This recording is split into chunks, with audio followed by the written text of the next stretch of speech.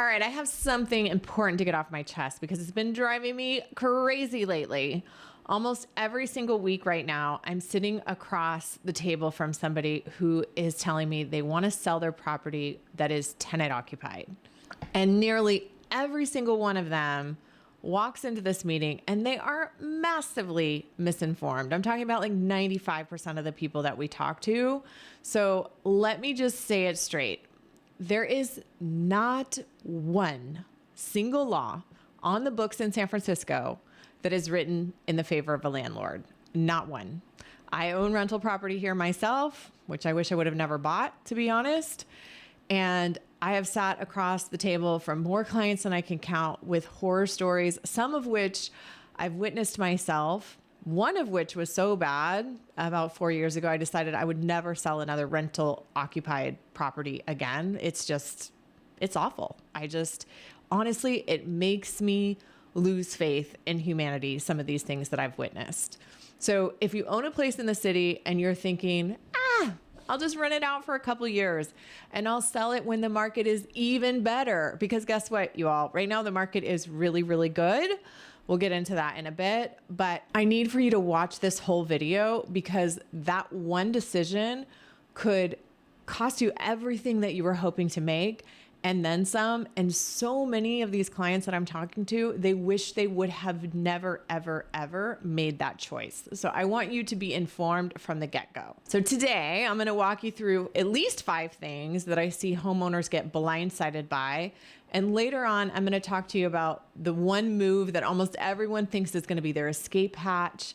And they're sure that is going to be the thing that's going to get the tenant out and why that can backfire into a 6-figure mistake.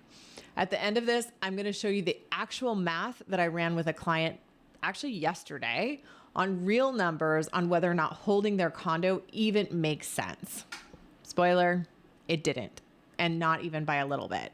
So here's the thing. The real estate market in San Francisco is actually really strong. It's just not all even across all product types. Single family homes are massively up, depending on the neighborhood. Some of them are up 30 or 40% just this year in 2026. The city's median house price just passed the previous high of 2.1 million this past spring. So all those homeowners who bought a place, moved, and held onto it as a way of renting it and waiting for a better time, they are now calling realtors. We are getting more of these calls than I think I've ever gotten in my entire career. And they're thinking, now's the time. And that is definitely not a bad thought. But at the exact same moment, something else also happened. Rents went up like this. San Francisco rents just popped up faster than any city in the entire country. 2-bedroom rents are up over 20% this year alone. 2 bedrooms, get this, 2 bedrooms right now are renting for well over $5,000 a month. I have people looking for really small single family homes that tell me they can't get into a single family home, like a small one, for less than $10,000 or $15,000 a month. So here's a problem in one sentence. The market that makes you want to sell is the same market that makes your tenant never want to leave. So I'm going to come back to that in a second. But first, let me tell you the thing that 90% of the owners that I talk to are getting wrong. So number one, your lease, right? You think you have a lease and you think that it ends and you think that it ends in 12 months. At the end of that lease, it means nothing.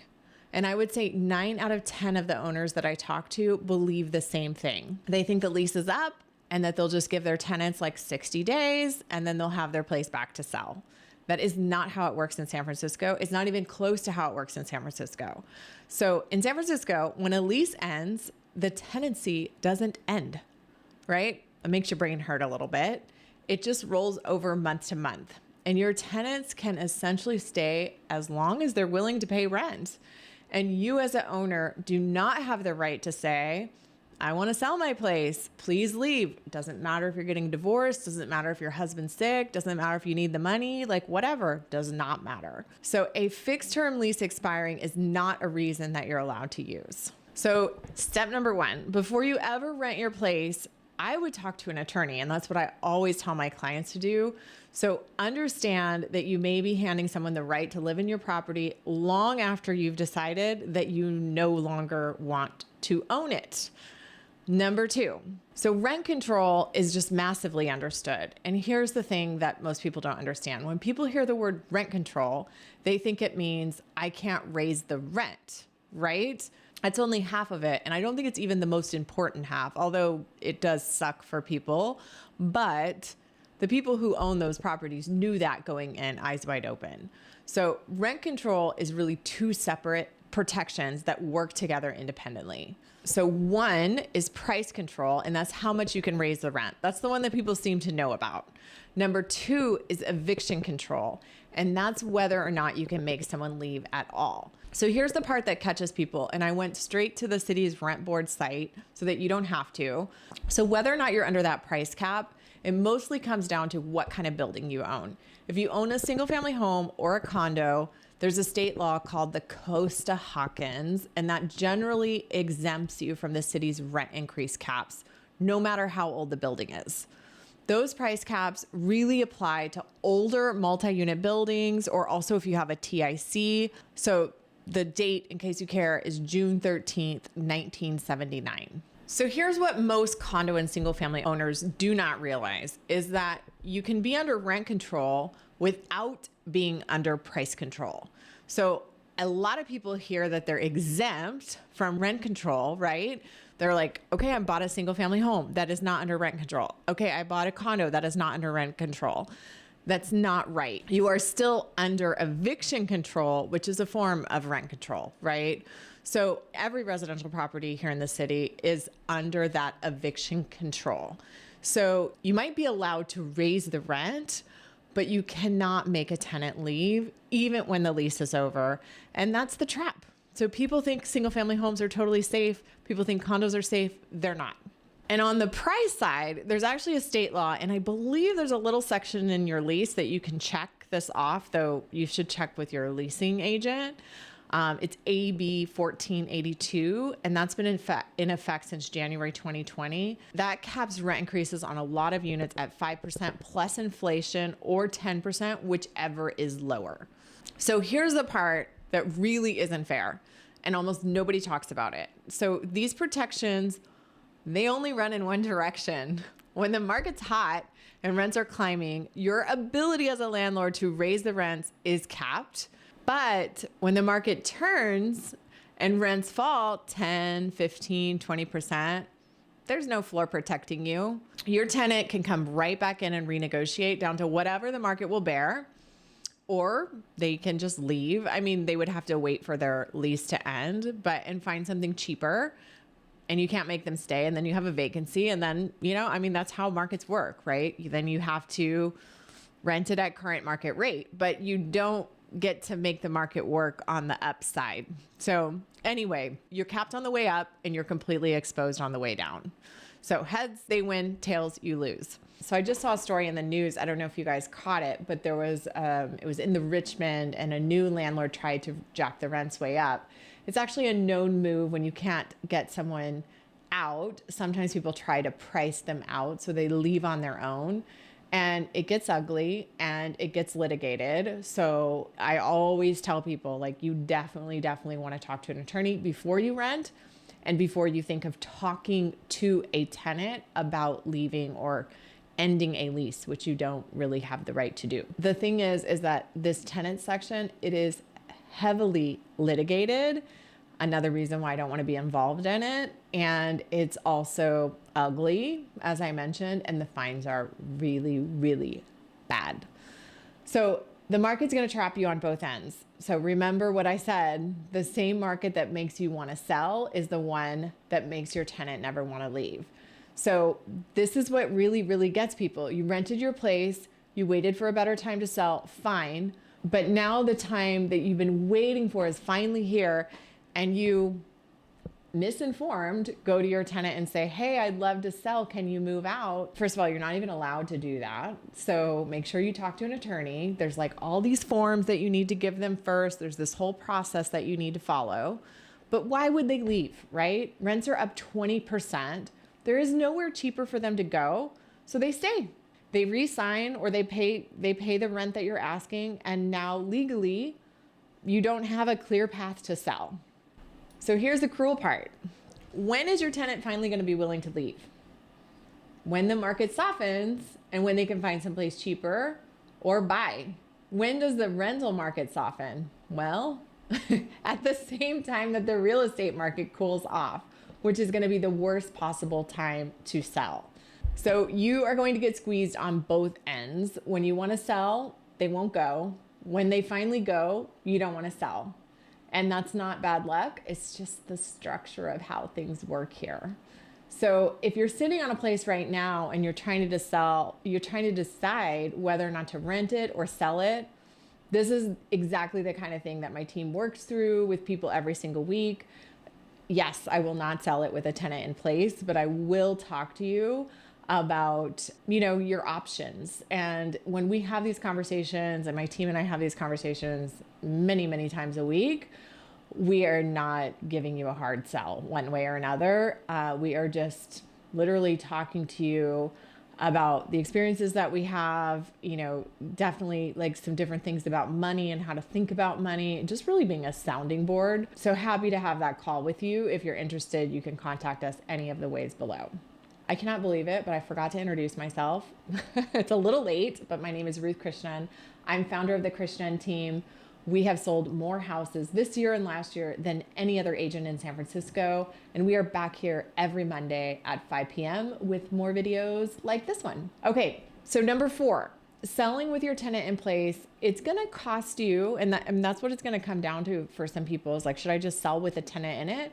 But it's gonna cost you about 20%, like a 20% discount, because what you're gonna see is that your tenant is not incentivized for you to sell with them in it, right? They're not going to clean up. They're not going to let us stage. They're not going to move out.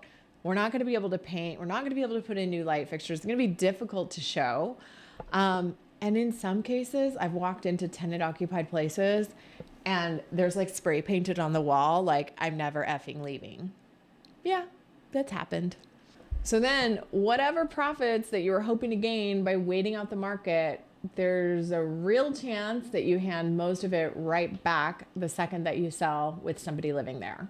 So that 20% that you were gaining, it just disappeared by selling with them in it. So the reality is you can't easily move them out, and you can't sell with them in without taking a massive haircut, which is why people pin all their hopes on the next one, the owner move-in. I hear this thrown around. So this is the escape hatch that I promised you that I would tell you about.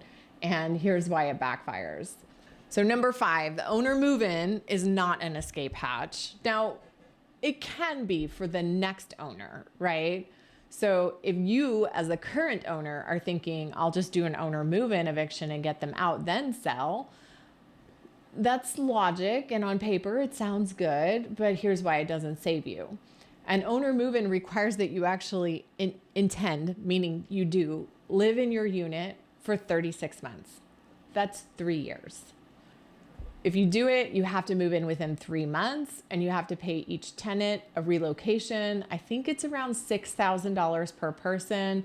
It can be more if they're seniors. And then if there's a protected tenant in there, someone that's 60 or older or disabled, or a family with kids, you may not be able to remove them at all. That's another complicated thing for an attorney. And yes, that's right. A family with children is also protected.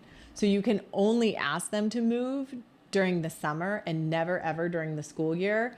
And you still have to give them 60 days notice before you can even ask. So lining up that window is basically a miracle. So good luck. And if you mess any of it up, by the way, and you don't actually move in or live there full time, with the wrongful eviction damages are triple the actual damages plus attorney fees. So people have lost well into the 6 figures messing around with this. So, however, you can sell with a tenant, and some people do sell with a tenant in place, take the 20% haircut, and the person that's buying it gets the upside that you should have gotten yourself, and they can do an owner move-in because they plan on living there. So that's for a buyer that is maybe got a little bit of a better stomach for just dealing with hard things. But you can, as a new owner, move into your new home and use that to, to move in. Whereas a seller who doesn't want to live there cannot do that. So let me read that back. If you're going to sell, the owner move-in requires you to move in and live there for 3 years. So you can do that if you're buying, but not if you're selling. So it's not an exit if you're a seller. It's a 3-year detour into a place that you didn't want to live in. So then the next thing is, okay, I'll just pay them to leave. And that's the buyout trap. And that's where a lot of people land. They either pay them or they wait it out. So the timeline for a buyout, I was just chatting with one of my good friends who's dealing with us right now. And so the moment that you so much bring up money to vacate, there's a 30-day clock that starts. And you are not legally allowed to even sign a buyout agreement until those 30 days are up. Then once everyone finally signs, 30 days later, the tenant gets a 45-day window to change their mind and cancel everything. And here's the crazy part. This is just absolutely crazy. A buyout agreement in San Francisco, it's not actually enforceable, meaning your tenant can take your money, sign the agreement, not cancel it, not leave. And if they do that, you don't get to evict them because breaking a buyout is not just cause under the law. So your only options at that point are to negotiate with them all over again or sell it with them living there. I know. It is absolutely crazy. So one more thing that people don't realize, buyouts are public. So you can go and check and see, because actually, the thing is they're a negotiation. So people can offer whatever they want. They can ask for whatever they want, but you can kind of see what the averages are. But it doesn't really matter if your tenant wants to be unreasonable and they really don't want to leave. They could just ask you for something absolutely insane. So every one of them, though, gets filed with the city, and there's a searchable public map where anyone can look up the address, the amount paid, and the owner. So it's not private. Now, to be fair, I have lots of clients who have rented out their properties and had super reasonable experiences, right? I think the ones that stick with me are the unreasonable ones. And I hear maybe my very unfair share amount of them because of my line of work. But to me, because those unfair share that I hear are so egregious and so bad, often with people who I really care about, they're really hard to forget. So let's just be really honest here about the world that this creates. Before you talk to your tenant about moving them out, you're supposed to serve them with some forms. And the forms literally point them to resources that have it's like the rent board. But a lot of these websites are basically they have FAQs on there that, to me, the title might as well be howtoscrewyourlandlord.com. And this is the thing that kills me, is that I've watched people who work at, in great jobs at the biggest tech companies in the world, people who could buy their own place tomorrow or rent any place they wanted, and they've not always been reasonable. And it's often just a regular old person that you wouldn't think would try to take advantage of the system. But the system is kind of ripe for being taken advantage of, because when somebody reads the laws and they read the process, they can work right inside of the lines and massively take advantage of you. So I think it kind of comes down to just, if you're a tenant, to me, just because something is legally available to you doesn't mean that you should take advantage of someone. So I personally would never do that. And a lot of people don't do that, but a lot of people do. And it makes me angry that a law that was set up to really protect somebody who isn't the person who I just described is being exploited by the person I just described. So if you're already in the middle of one of these situations, do not do not try to wing it. You have got to talk to an attorney. And if you want to talk to your tenant at all, you have got to talk to an attorney. And anything that I've said here should be fact checked with an attorney. I am not an attorney. So I had a call just yesterday, and I love messing around with ChatGPT on these calls. And so I wanted to kind of share that real story with you. So we sold them a condo, super nice, 2-bedroom condo back in I think it was 2020-ish. Great unit. And we ran the numbers on whether or not they should hold it or not. Now take into consideration, this is a 2-bedroom. It's in a good part of San Francisco, but it's like kind of like on the edge of no neighborhood. It's like you could get to a lot of neighborhoods, but the place sits in itself is kind of like doesn't really feel connected to any neighborhood, which doesn't help with its selling situation. But it's a nice place. But when I've talked continuously about the market going up, for condos, it's going up on 3-bedroom condos mostly. Some smaller ones, but the ones that are really seeing the appreciation are 3-bedroom condos and definitely single family homes. So it's trickling down more into the 2s and the 1s, but very slowly. They're not quite grasping hold. And, that could vary by situation depending on the exact neighborhood and the exact place and things like that. For the most part, I would say that's true. So when we ran the numbers, this 2-bedroom, 2-bath, they could sell it today for about $1.25 million, which actually sounded really low, but there was 2 comps in the building in the last 3 months, and that's what it showed. So that's definitely what it's worth. They owe about $965,000 on it. So gross, that's around $285 in equity. After selling costs, they're going to net somewhere around $200,000. Now, option 1, they take that $200,000, they put it in the S&P 500, and as a conservative long-term return, very conservative based on my own stock portfolio over the last 10 or 15 years, 12%, right? So let's say they could do 12% in 5 years. That's roughly $350,000. That's about $150,000 in growth, right? Fully liquid, 0 tenants, 0 2 a.m. phone calls, easy peasy. Option number 2, they hold it, they rent it, they wait for a better market. They can get about $7,000 a month for this place. Pretty good for a 2-bedroom for them, right? So I ran the numbers. They have about a 3% mortgage. I consider the property taxes. I considered a few months of vacancy. Spread across 5 years, and a fee because they said they would hire a rental agent. So I considered that. And on all those numbers, the place is actually going to cash flow about $10,000 a year, which is not bad. They could take that cash flow, they could slowly pay down their mortgage, or they could have reinvested into the stock market. So that doesn't sound bad. So here's the catch. The math leaves out one thing, and that's a big one for a condo, and that is the HOA. In a building like that, it easily runs $500 to $900 a month in HOA dues, and that alone is going to eat most of that $10,000. So realistically, you're looking at a very thin, roughly break-even cash flow, which means that the whole case for holding comes down to one thing. And this is generally the thing that people are banking on for an investment in real estate in San Francisco.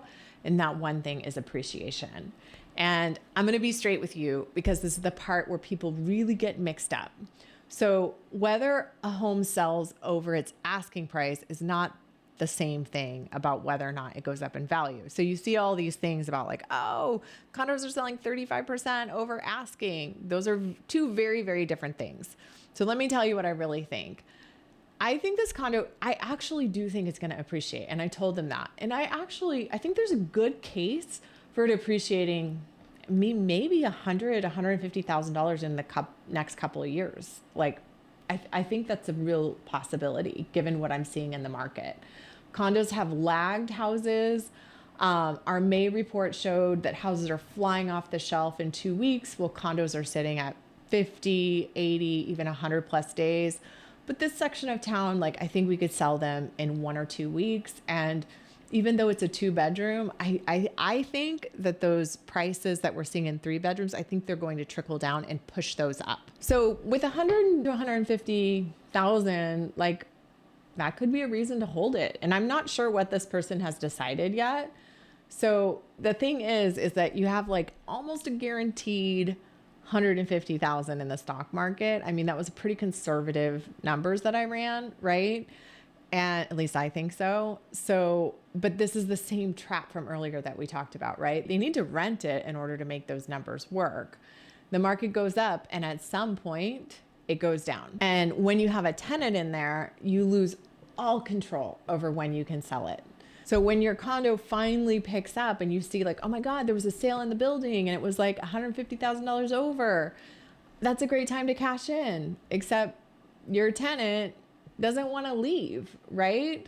So, you could try to raise the rent if their thing is up, but you can't raise it that much, and the rent's already raised everywhere else anywhere, and they're happy, so they stay. And then they wait to leave until the market corrects. And, anyway, I've said all of this already. So the appreciation, it might be completely real. The problem is you may never get to sell it at the top because the person who controls your timing is not you. So it's your tenant. So anyway, I mean, to me, like, I think comparing, I mean, it probably sounds like I'm trying to be a greedy real estate agent. But honestly, I'm just talking from somebody who's actually made a lot of mistakes in my own investing. And, so I just think comparing that to selling now and getting the $150,000 hands off, fully liquid, growth over 5 years, on nobody's schedule, in your own way, where you never have to think about it. To me, it's a no-brainer. But, what I told my client is like, here's all the things I'm thinking about. Totally here to support you in any way that you want. Totally here to brainstorm. I mean, we are not at all like, this is what you have to do. I'm just shocked at how having this conversation so many times this year made me feel like I have got to do a video on this, because I'm shocked at how little people know when they're approaching this thought process. So you might be sitting there and thinking, well, I have a single family home, not a condo, so that doesn't apply to me, right? So here's the hard truth. Okay, a house, it's going to appreciate more than a condo, hands down. But the timing problem does not go away, right? So it actually only gets worse, because the bigger and the nicer the place is, the more comfortable your tenant is, and the less likely they will ever be to move. A 1-bedroom condo actually turns over about every 18 months in a flat rental market. In a rising rental market, it's closer to like 3 years. But the bigger a home is, the longer that somebody, people don't need to move out of a 4-bedroom home or a 3-bedroom home because they had a baby, maybe a 3-bedroom. It depends on how many babies they're having. But, so the smaller a home is, the more likely people have reasons to move out. So with a house, you might be looking at more appreciation for sure, but you also might be looking at a tenant who doesn't want to go. Okay, so wrapping that up, like, you must be thinking, why do these laws exist, right? So I am not anti-tenant, and I'm not anti on these laws on the principle that they were built on. So if you step back and ask, what are these rules actually for? The intent is absolutely the right intent. They exist to protect people from getting price gouged. They exist so that seniors on a fixed income, or somebody who's sick, or a family that's been somewhere for years doesn't get thrown out of their home on a whim. These are all good goals, right? As a human being, I can get behind every single one of them. But here's the thing. I want to talk to you about what actually happens on the ground, because there's a downside that nobody really says out loud. When owners really understand these rules, a lot of them make very rational decisions. They just don't rent. I have a client right now with a single family home. They bought a much bigger single family home. They want to sell it down the road. They told me they want to wait for Anthropic to go public. That's like by the time the Anthropic money is available, that's a year from now. It's not a plan I can argue with. I think it's a good one. Like, will their house be worth more in a year after Anthropic and ChatGPT's money is available for their location and their price point? The answer is yes. But that house is sitting empty, totally in limbo, because they're too scared to rent it out without the risk of getting trapped with a tenant that they can't move out when it's time for them to sell. And at the very same time, I'm getting calls from people. I mean, I had a client who just bought a house and the couple was getting divorced and the person had to move and she wanted to find a place to rent very close to where she lives and she could not find a rental. Like, you cannot find a rental right now. It's a very, very, like, you think buying is hard. I hear these people some of the people trying to rent are buying because it's easier to buy than to rent, if you can believe that. So that's a whole house that's pulled right off the rental pool, sitting empty because the risk of renting it is too high. And that's just one client. Stanford actually did a big study on this. They looked at what happened when San Francisco expanded rent control. And yes, absolutely, it helped tenants who were already in place, especially older people, stay put. That part worked. But the landlords responded by pulling about 15% of the rental inventory off the housing market. So many of them sold, some of them redeveloped, and here's the punchline. Less rental supply means higher rents. So the study actually found that citywide rents went up 5% after those changes in the law were made. So the study actually found that citywide rents actually went up about 5% because of those laws. That's kind of crazy, right? You're trying to, like, this stuff makes me crazy. It just really makes me crazy. So rules built to keep rents down ended up over time pushing them higher. Not because anybody's a villain, just because when you're making renting risky enough, fewer people are willing to do it. And a city with fewer rentals is a city with higher rents. So that's the cost that nobody talks about when they're putting that bill on that proposition on the ballot. So in case it's not clear, because I'm not transparent enough, I'll tell you where I personally land. I've done this homework. I actually have 5 different rental properties, and I made a video a while back. I'll link it at the end. I went through the math on every single one of my own properties. I remember when I was doing it, I was writing the script and I was asking my husband these questions and he's like, why are you doing this? Like, why are you making me suffer? It just wasn't like, the math is so much easier now with ChatGPT, where you can be like, okay, if I had this exact same amount of money at this exact same time in the stock market, like, what would happen? It's just like so much faster to think through these things. Anyway, I did all that math versus what I put in versus if I put the same money in index funds over those exact same years. And yeah, it made me really want to throw up. So on paper, I left a lot of money on the table, and I'm supposed to be a pro. I run the #1 team in San Francisco. I should know this stuff. So right now I've got this tenant who's threatening to sue me in another state on a property that I own because a tree during a storm fell on his car. And he's like, obviously my homeowner's insurance doesn't cover his car, and he doesn't have insurance on his car. So he thinks it's my fault. And guess what? When somebody wants to make trouble for you, it doesn't matter who's right or wrong. You still have to deal with it. He's calling my office all the time. He's threatening to write bad reviews. Anyway, it's just headaches. And I'll tell you what, Schwab has never called me once about a tree or a light bulb or all the other crazy, silly things that tenants call about. So when a client asks me, should I hold this and rent it? It depends. I helped this person run through the math, right? But I also think it's making sure they understand all of the legal stuff that's going on. And I'm not coming at this as somebody who hates real estate. However, if you come to me, and if any of you have ever come to me or my team, and it definitely if you've gotten me personally on a call and you want to be an investor, I will generally try to talk you out of it in San Francisco because of all of these reasons. Buying a home to live in is very different than buying a home to invest in. I have, I do not have a degree from Harvard or Stanford but in terms of what I've paid for my degree of learning out there, right? My education, it definitely probably pencils out to similar numbers. At the end of the day, some of the real estate that I've bought, I love it. The only stuff I love is the stuff that I personally use. And otherwise taking on tenants is in the laws and everything dealing with it. It's just not for me. So all that to say, before you rent out your place or wait for a better market, go back through these 5 things. The lease ending means nothing. Eviction control applies even in your condo, even in your single family home. A hot market is going to trap you on both ends. Selling occupied costs you about 20%. And an owner move-in is a 3-year time commitment, not an exit. And one more thing before I let you go, I am not an attorney and nothing in this video is legal advice. It is what I've learned in the trenches helping people buy and sell in the city.